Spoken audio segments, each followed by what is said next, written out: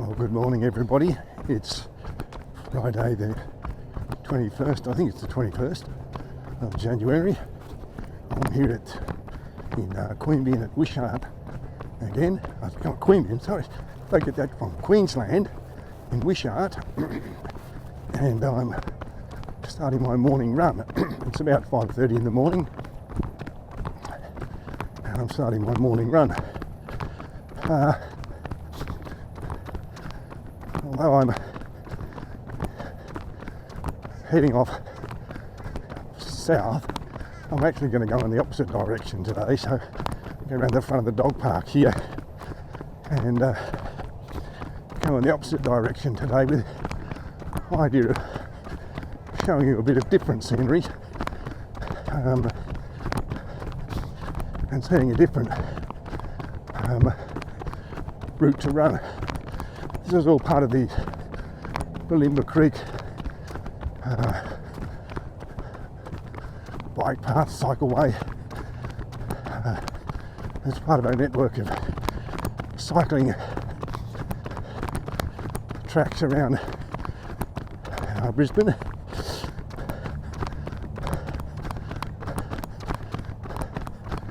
It's okay at the moment in terms of conditions. There must have been some rain overnight. It's cool, as you'd want it to be at 5:30. Sun's usually up around 4:45 in Queensland, and so I've said in other running videos, I like to run in the morning because the conditions are generally a bit better. That's what I'm in Queensland or anywhere else for that matter. And most importantly, it gets it done and you haven't got it sort of hanging over you for the rest of the day. I know there are people who run in the evening,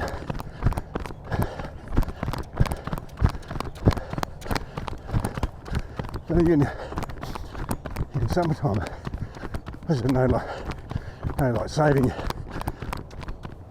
It's dark around 7 o'clock, 7:30, so you probably haven't got much opportunity to do that once you get home from work. Of course, I don't have that problem because I don't work. I'm retired, so I don't have to worry about that. Anyway, so that's the setting for what's happening at the moment. Now, earlier this week, I made a video of my running, and I called it the Treadmill run. I'd come across a YouTube channel called the Treadmill Pack, which is people who, when I could work out, run on treadmills and like to watch other people actually running outside. And whilst I wasn't looking to take over their territory, I thought I'd make a video that could be used for that purpose. So I call it the Treadmill run. 10 k's, 5 out and 5 back.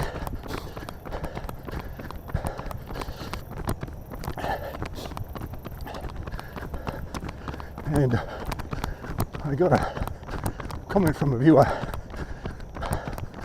suggesting that I do voiceovers rather than live voice recording, and I replied to that person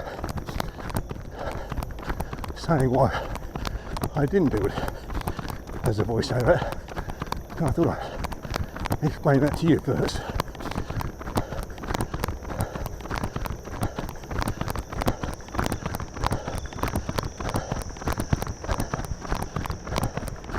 So the first reason that I don't do a voiceover is because I want it to appear and sound authentic.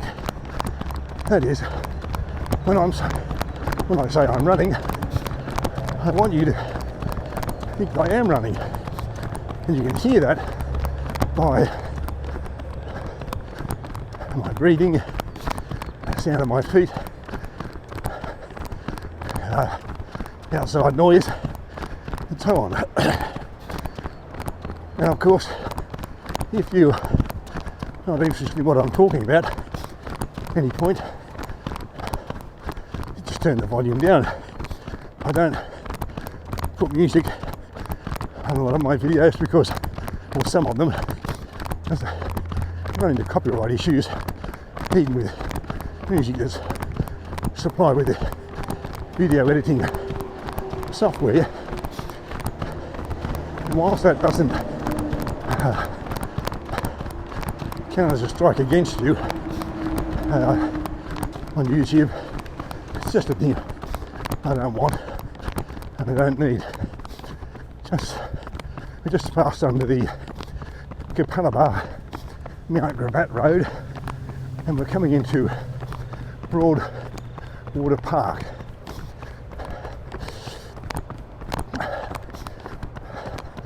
And you can hear me sort of clearing my throat and breathing a bit more heavily as I'm going up a bit of a rise. And that's a reason too for why I do the recording while I'm running, is that I want you to know what I'm thinking at various points on the run. That rise there isn't particularly sharp or steep or anything like that, but still requires a bit more effort to get going. As I only just started the run, haven't really got the blood circulating as well as it ought to, and muscles aren't warmed up as much as they might be, and so on. And so hopefully if you're watching this or any of my running videos, you're getting an authentic experience in that I'm actually talking to you while I'm running, and according to lots of other running experts, you should be able to carry on a conversation while you're running, and you're also getting an insight into how I approach the course or aspects of the course. Here we are, it's fairly flat at the moment. This is, as I said, Broadwater Park, and the Bulimba Creek cycleway, which the creek's over on my right there. Not much water in it at the moment, not flowing much, and not many people out at the moment. Even for Queensland, perhaps it's a bit early.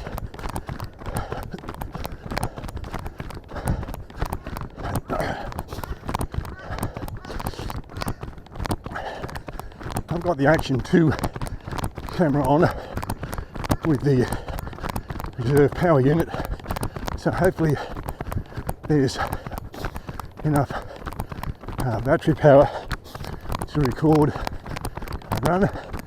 There's certainly enough storage power with the internal hard drive and the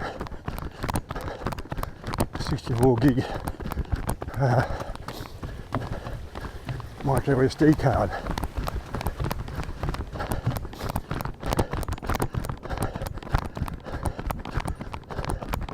Coming up another short rise, as you can see, not very steep. Again, you come across the bridge, have a little dip, and up a rise, and now I'm on top of it. This is the third time this week I've run this course, so, or is it the fourth? Probably the fourth time.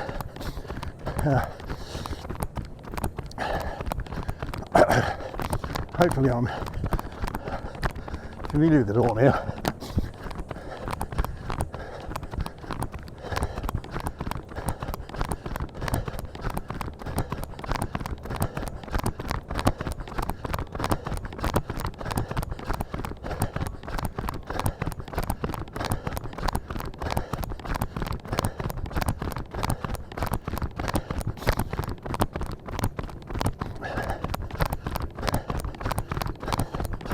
The good thing about wearing the camera in the chest harness as I am is that hopefully the footage is much more stable. I've got it head on that rock steady setting, so I must have some sort of built-in gyroscopes or stabilizers or something that, despite the thing bouncing up and down on my chest and so on, the footage seems pretty stable. Disadvantage is the harness is made of that webbing stuff, and they military belts and things up a bit stretchy, and so it just adds to the well, obviously about now body's starting to warm up, starting to get the sweat on, and it just adds to that, and it makes it a bit harder for some of it to wick away, as they say.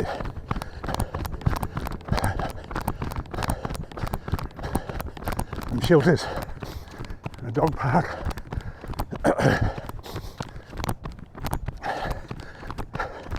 It's called the Ron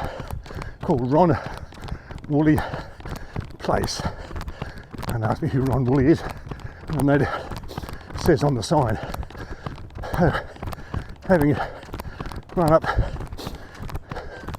a Tones Road hill, I'm now got to go down the other side, and that's good. Get your breath back and so on. But then, you know, on the return leg, you're gonna have to run up it. And it's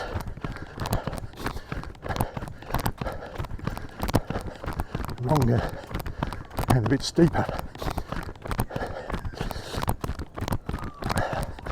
I'll just use a similar strategy on the way back, involving these white marker posts, which I'll explain to you when we get there.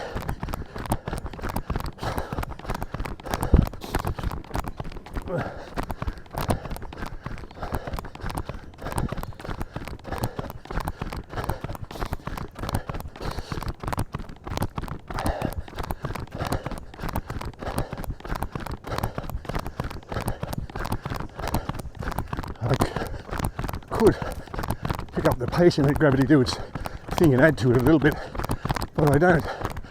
Just try to keep an even pace, and I do that because I know where I've got to go, how much further I've got to go to get to the turnaround point that I'm aiming for, to do the distance I've planned, and then of course I know what I've got to do to get back where I started from. So I try to just conserve energy a bit. Maybe not the best strategy, but it's the one I use. So I'm going to go right here first of all, and go along here for about 300 odd metres, I think, to a bridge, cross that and turn around. That's not the turn around, go home point. It's just a turn around point while I take on the rest of the track. Behind the blue sign there, track curves away to the left and goes down another little dip.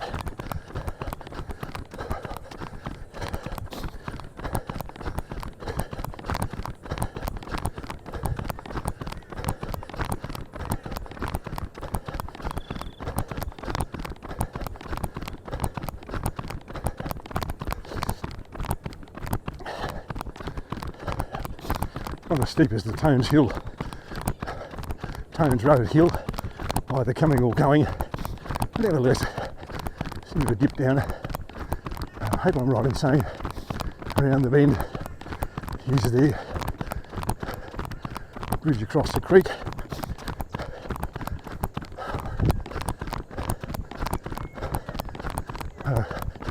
I'll go beyond that to the intersection where you might just be able to see the cyclists coming into view.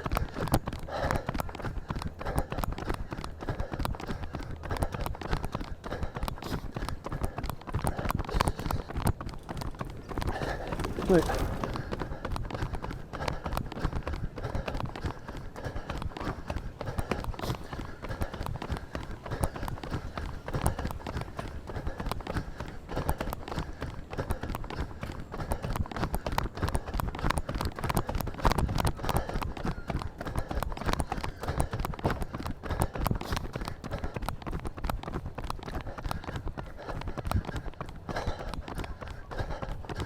let's keep going to the intersection up here, and then I'll turn around.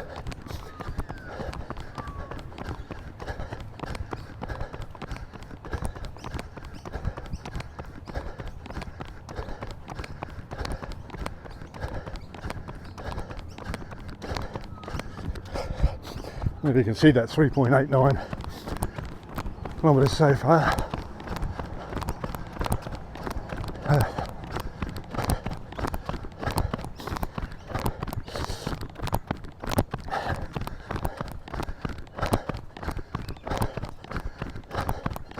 One of the things that you'll see in these videos, of course, is my hands a lot.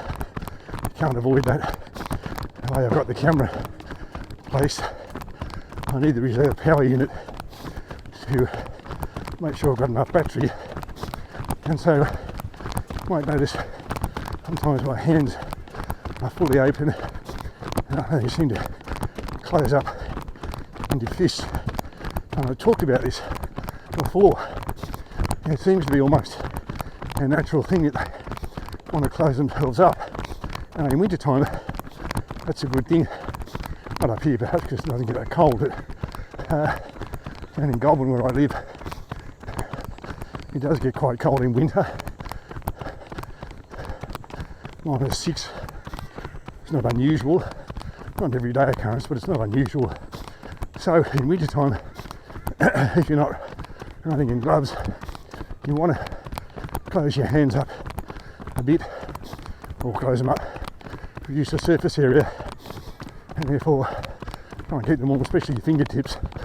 But in summertime, you want them to be open to increase the surface area so that if there's any breeze or anything that's just sweat on your hands, you're going to get the cooling effect. It might only be minimal, but it's better than nothing, as they say. Now, I find I've actually consciously got to make my hands open, because you might just see it now. They seem like they want to close up because that perhaps is more comfortable for running or something, I don't know. But what happens then is you close up and then your fists start to clench, and your hands start to clench into tight fists, and you get tension in your tricep.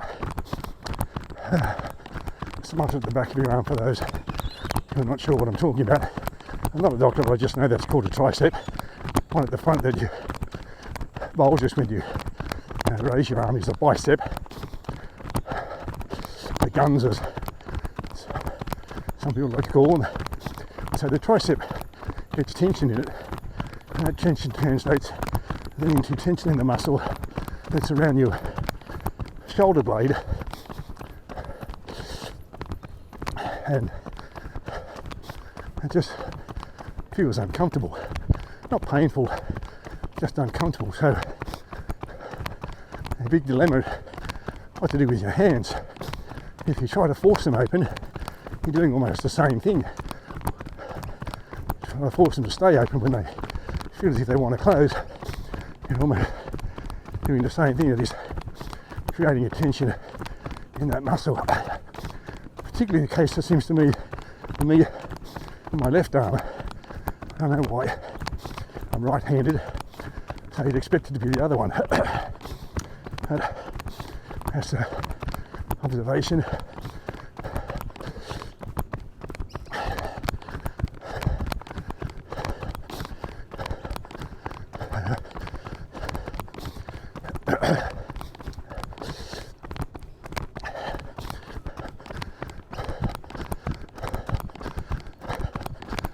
Limber Creek is now on my left hand side. This is still the Limber Creek cycleway, and if you follow it far enough, it comes out of a place, or goes past a place called Carindale, a large Westfield shopping centre there. Not much else about it, I just know that's there. And I had intended to run down to there yesterday, and I got this far and took the right hand turn here and thought just keep going. It turned out not to be the case. I got a bit confused, and then I thought if I keep going I'll get lost, and I don't have any way of getting in contact with anyone to come and get me if I don't know where I am or how to get back again. I don't carry my phone. So I just did a couple of laps around this here, and then headed back the way I'd come. This place has a name, but I don't know what it is. There's a bit of this outdoor fitness equipment, park benches, a basketball ring, and as you can see, lots of green open space.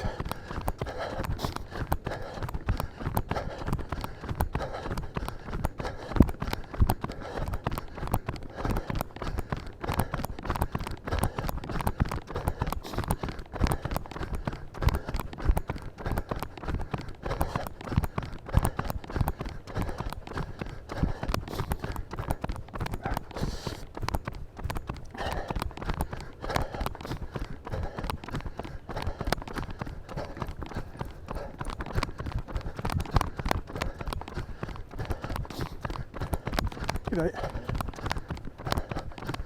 Saw that bloke yesterday, he was walking laps as I was running laps around here. And we passed each other a couple of times.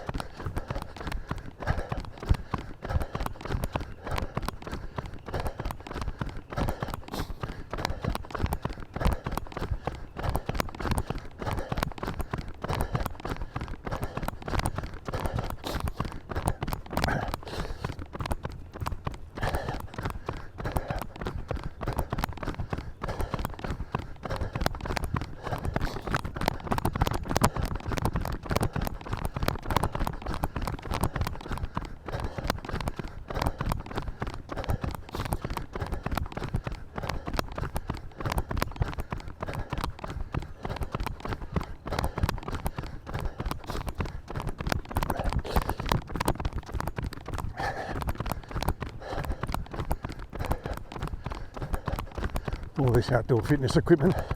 There's usually a sign here, like that one, that tells you what to do there.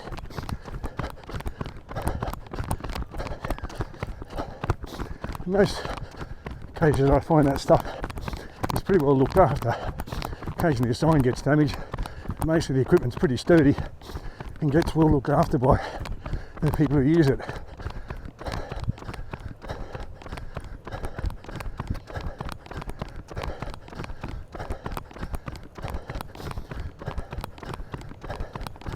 As you can see, these gazebos or pergolas or whatever they're called, with play equipment and so on.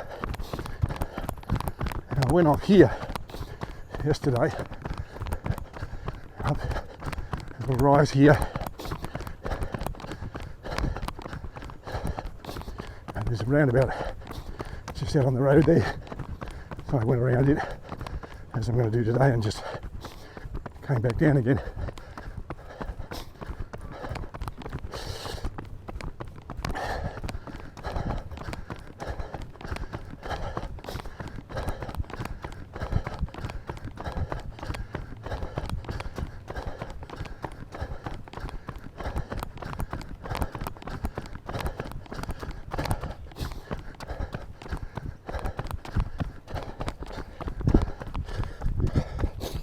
531 kilometres, 5.31. Maybe just go back the way I came, and hopefully I'll get right for the distance. It's starting to rain, not too heavily, just enough that it might put some raindrops on the camera and blur the footage a bit. Obviously not much I can do about that. You know, my thumb going across the lens. In any case, no sooner had I done it, there'd be more water there.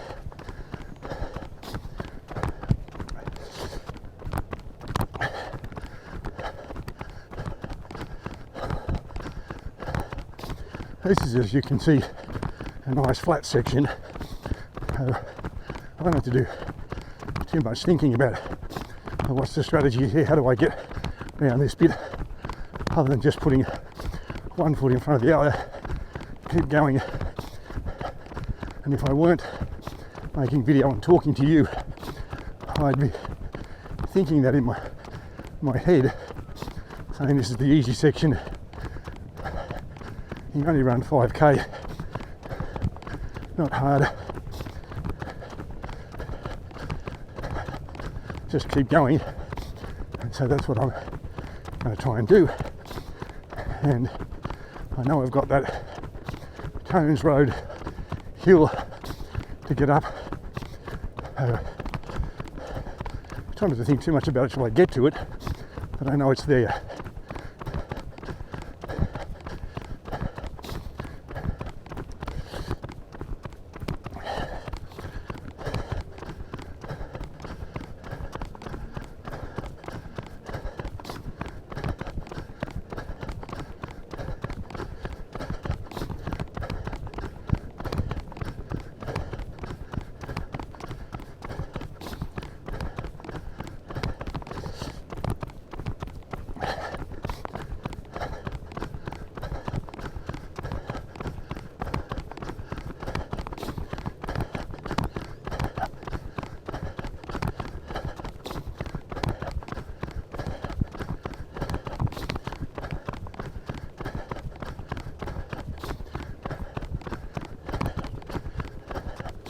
It's good that there is this facility here with this track.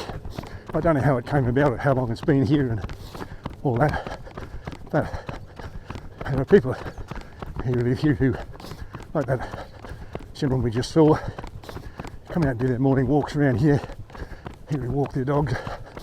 People like me who run, cyclists, all sorts of people who use this sort of facility. So it's good that it's here. There is, I don't know if you're only interested very much in local government, but in Brisbane, I don't know how big the area is, but there is only one council, the Brisbane City Council, as opposed to, say, Sydney, that has, I don't know how many councils, but an awful lot. And I guess the benefit of one council is there's only one body trying to raise your money through rates and whatever, but there's only one body that has to decide, well, how are we going to spend our money this year? What are we going to do? Build more cycleways, put more playgrounds in, whatever it is that they decide to do. And